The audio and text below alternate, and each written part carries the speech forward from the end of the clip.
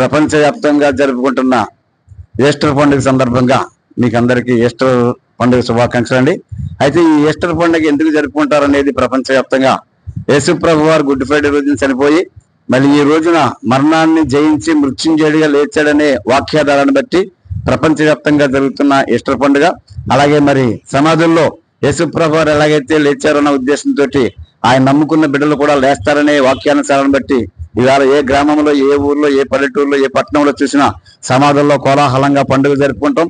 యేసు ప్రభు వారు ఎలాగైతే మరణం నుంచి జయించి ఆయన మృత్యుంజయుడు లేచాడో అదే భావంగా ఆయన నమ్ముకున్న బిడ్డలందరూ లేస్తారని వారి బంధువులు, స్నేహితులు, మిత్రులు, శ్రేయోభిలాషులు అందరూ ప్రతి యొక్క సమాధుల దొడ్డులో వేడుకగా జరుపుకుంటున్న ఈ పండుగను బట్టి ప్రపంచ వ్యాప్తంగా జరుగుతున్న ఈ యేసుక్రీస్తు వారి యొక్క ఆరాధన బట్టి ఆయన మరణాన్ని లేచి 3వ రోజున లేవటమే ఈ జరుగుతున్న పునరుద్ధాన పండుగ ఈస్టర్ పండుగ కనుక దీన్ని ఆచరిస్తున్న క్రైస్తవులకు, క్రైస్తవేస్తవులకు అందరికీ ఈ సందర్భంగా శుభాకాంక్షలు తెలియజేస్తున్నానండి. అందరికీ వందనాలు తెలియజేస్తున్నాను. మరి ఈస్టర్ పండుగ సందర్భంగా మరి బేతేలు మందిరం నందు యథాప్రకారంగా మరి క్రిస్మస్ సందర్భంగా ఎలా చేసుకుంటామో ఈస్టర్ పండుగ కూడా అంత ఘనంగా జరుపుకోవడం విశేషం. దాని సందర్భంగా మరి బిడ్డలందరూ కూడుకుని, మా భక్తులందరూ కూడుకుని యేసు ప్రభు యొక్క లేచిన రోజుని పండుగగా జరుపుకుంటున్నాం, ఈస్టర్ యొక్క రోజు.